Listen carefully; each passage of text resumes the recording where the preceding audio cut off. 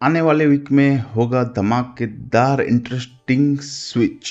और ये स्विच क्या है? स्विच होगा कि जहां सबको लग रहा है अब मार्केट आगे बढ़ेगा, वहां हमें चार्ट इंडिकेट कर रहा है कि कभी भी बड़ी गिरावट आ सकती है। और ये जो बड़ी गिरावट है वो शायद हमें एज अ पॉजिटिव लेना चाहिए, क्योंकि लगातार ऊपर की ओर जा रहा है मार्केट। ऐसे में एक गिरावट आना बहुत ही ज़रूरी है। और जो लोग रह गए हैं, जिनको चांस नहीं मिला है, जो बाय नहीं कर पाए, या जो लोग ऐसे हैं जो सिर्फ वेट करते रहे और चला गया, उनके लिए शायद अपॉर्चुनिटी भी हो सकती है। तो आइए गाइस, देखते हैं क्या है ये चीज़। उससे पहले आप सबका स्वागत है मेरे एक और नए वीडियो पे। तो आज हम बात करेंगे क्या होगा नेक्स्ट वीक के लिए, निफ्टी बैंक निफ्टी और कुछ स्टॉक्स पे चर्चा करेंगे। चलो, तो गाइस अभी हम देख रहे हैं निफ्टी का डेली चार्ट, और उसमें हम सबसे पहले देखेंगे नेक्स्ट वीक के लिए उसका सपोर्ट और रेजिस्टेंस। सपोर्ट की बात करें, सपोर्ट हमें मिलेगा 20,500, 20,200 और 20,000 पे। रेजिस्टेंस कोई है ही नहीं, ऑल टाइम हाई चल रहा है। तो ऐसे में बस मैं इतना कहूँगा, रेजिस्टेंस अगर कॉलपुट के हिसाब से देखे तो शायद 21,500 तक जा सकता है, लेकिन टेक्निकली चार्ट हमें वो सिग्नल नहीं दे रहा। सिर्फ कॉलपुट के हिसाब से देखना सही नहीं होता, तो इसीलिए वो हम गिनती में नहीं ले रहे। तो देखो गाइस, टेक्निकली ये अप ट्रेंड चल रहा है। दूसरा, अगर MACD भी देखो तो काफ़ी हद तक पॉजिटिव है, मोमेंटम भी अच्छा है। लेकिन जो चिंता की बात है, जो अर्ली वार्निंग हमें मिल रही है, वो है यहाँ पे। अगर डेली चार्ट पे RSI देखो नीचे की ओर, तो हमें दिखता है कि वो 82 चल रही है। मतलब कि बहुत ही ज़्यादा वो ओवरबॉट हो चुकी है। और ऐसे में सबसे ज़्यादा समझदार व्यक्ति वही होता है जो हर उछाल पे अपना प्रॉफिट बुक करे। मैंने पिछले वीक भी बोला था, इस बार भी वापस बोलूँगा, हर उछाल पे आपको थोड़ा थोड़ा प्रॉफिट बुक करता रहना है। पिछले वीक भी यही बोला था कि अगर आपके पास किसी चीज़ का 100 शेयर है तो हर उछाल पे हर एक मतलब जो भी है आपको प्रॉफिट हो रहा है तो एक एक शेयर बेचते रहिए। ठीक है, मैं ये नहीं बोल रहा हूँ कि आप वो नील कर दीजिए, ज़ीरो कर दीजिए, लेकिन एक एक शेयर हर उछाल पे बेचते रहिए, आप फायदे में रहेंगे। तो ये बात थी डेली चार्ट की। अब थोड़ा वीकली चार्ट देख लेते हैं। देखो गाइस, वीकली चार्ट की बात करें तो टेक्निकली तो अब ट्रेंड ही चल रहा है। यहाँ पे एक गैप है, डेली चार्ट में बताना भूल गया, गैप है, गैप फिल करने आ सकता है। वो जो गैप है वो 20,200 के करीब है। तो ये माइंड में रखना, अगर ऊपर से अभी से बाजार गिर रहा है तो पहला 20,500 सपोर्ट है, शायद वहाँ तक अटके। लेकिन मुझे लग रहा है कि शायद मोमेंटम अच्छा लग रहा गिरावट का, तो 20,200 जो गैप है फिल करने आ सकता है। दूसरा, MACD में एक फ्रेश सिग्नल, पिछले वीक हमने बात की थी, वो फाइनली मिल चुका है इस वीक। फ्रेश सिग्नल अच्छा है, मतलब कि एक लंबा तो नहीं बोल सकता, लेकिन आने वाले कुछ हफ्तों के लिए मार्केट पॉजिटिव रहने का पूरा चांस है। ठीक है, कुछ भी हो सकता है, मार्केट बहाना है, लेकिन अभी के लिए बेसिकली लग रहा है पॉजिटिव रहेगा। RSI की बात करें तो वीकली चार्ट की RSI फाइनली ऊपर चली गई है ओवरबॉट में। और अब और भी हमें ज़्यादा सतर्क रहने की ज़रूरत है, क्योंकि जब जब ऐसा हुआ है, तब तक जब करेक्शन आता है तो फिर ऊपर से बहुत ज़्यादा गिरावट आती है। और टेक्निकली अगर हम देखें तो मंथली चार्ट पे अगर RSI देखो तो थोड़ी सी बची है, बाकी ऑलमोस्ट यहाँ पे टच हो चुकी है। अगर आप देखो तो 69.56 चल रही है, मतलब 70, मतलब हमारी जो ओवरबाउट की है उस थोड़ी सी बची है।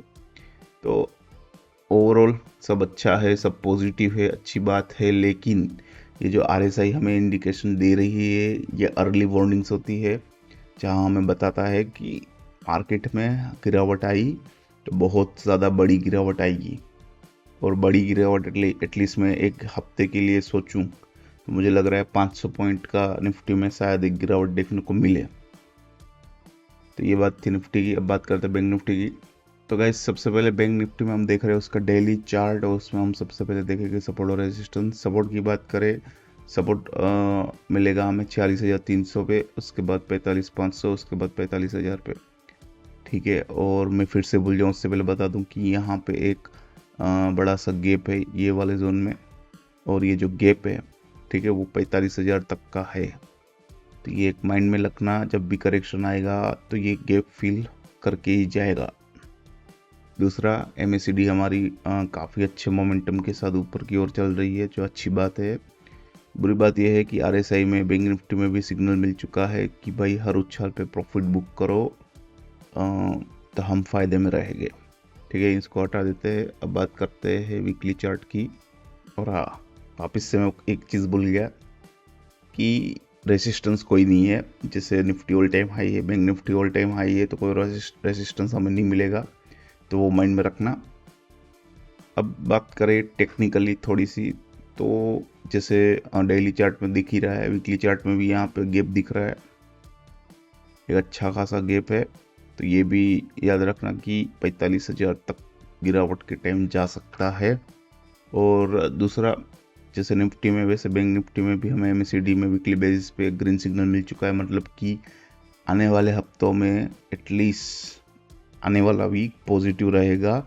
लेकिन जैसे मैंने बोला कि जैसे RSI ऊपर चली गई है, तो मुझे बैंक निफ्टी में तो इतना नहीं लग रहा, लेकिन निफ्टी में ज़रूर लग रहा है कि आने वाले वीक में, मतलब कि नेक्स्ट वीक जो आएगा, उसमें एक रेड कैंडल बनेगा वीकली बेसिस पे। शायद नेगेटिव ना हो मार्केट, उतना ज़्यादा ना गिरावट दे, लेकिन मैं जहाँ तक देख पा रहा हूँ, मुझे लग रहा है एक रेड कैंडल नेक्स्ट वीक बन सकता है, तो थोड़ा संभल के रहिए। बैंक निफ्टी में थोड़ा चांस कम है, क्योंकि RSI अगर उसकी देखो वीकली बेसिस पे, तो उसमें और जगह है ऊपर जाने की। तो मुझे लगता है शायद ग्रीन कैंडल बने बैंक निफ्टी में, लेकिन मार्केट कुछ ज़्यादा ही ऊपर चला गया है। उस हिसाब से मुझे लग रहा है अगर निफ्टी भी गिरी तो लोग एग्जिट फटाफट लेंगे, पैनिक सेलिंग भी हो सकता है। क्योंकि जैसे आपने देखा पिछले वीक पैनिक बाइंग आया, क्योंकि सब ने बाय किया एक साथ, सब 19,850 जैसे ही क्रॉस हुआ, सबको पॉजिटिव लगा, सब ने बाय किया और उसमें बहुत ज़्यादा चली गई। तो ऐसे ही जब थोड़ा सा गिरावट आएगा, सब प्रॉफिट बुक करने जाएंगे, सब एसएल लगाएंगे एक साथ, सबकी एसएल भी हिट होगी, सब एक साथ प्रॉफिट बुक करेगा, तो ऐसे में एक बड़ी सी गिरावट देखना आम बात है। तो पैनिक मत होना, प्रॉफिट बुकिंग समझना पहला। अगर हमें एक्चुअल में चाहिए कि मार्केट कहाँ पे अब टॉप बनाएगा, उसके लिए एक रेड सिग्नल आना, मतलब कि एक रेड कैंडल बनना वीकली बेसिस पे बहुत ज़रूरी है, उसके बाद ही हमें पता चलेगा। तो अभी के लिए टेक्निकली निफ्टी बैंक निफ्टी सब पॉजिटिव ही है, लेकिन जैसे बोला अर्ली सिग्नल्स मिल रहे हैं, RSI हमें सिग्नल्स दे रहे हैं कि मार्केट बहुत ज़्यादा ओवरबॉट में चला गया है, कभी भी एक बड़ी गिरावट देखने को मिल सकती है। बड़ी गिरावट का मतलब है कि निफ्टी में 500 पॉइंट और बैंक निफ्टी में 1500 पॉइंट एटलीस्ट गिरावट में देखने को मिल सकती है। तो ये एक माइंड में आप पकड़ के चलिए। तो गाइस, अब हम देख रहे हैं HCL टेक का रिव्यू। टेक्निकली अब काफ़ी हद तक, मतलब जो कि ऑल टाइम हाई जाने के लिए रेडी हो चुका है। 1350 का पहला हमारा जो हर्डल था उसके ऊपर क्लोज आ चुका है, उसके बाद अब 1370 है, वो भी हो गया, ऑल टाइम हाई हो जाएगा HCL टेक।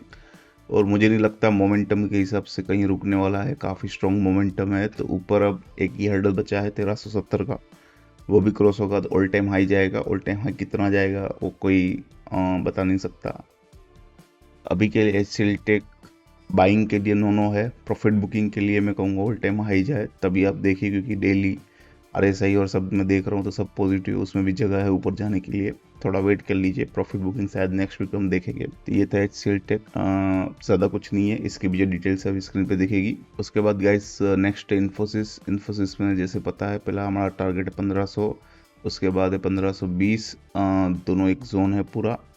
और मैं जहाँ तक मोमेंटम देख पा रहा हूँ, मुझे लग रहा है शायद नेक्स्ट वीक ही 1500 भी दोनों टारगेट हिट हो जाएंगे।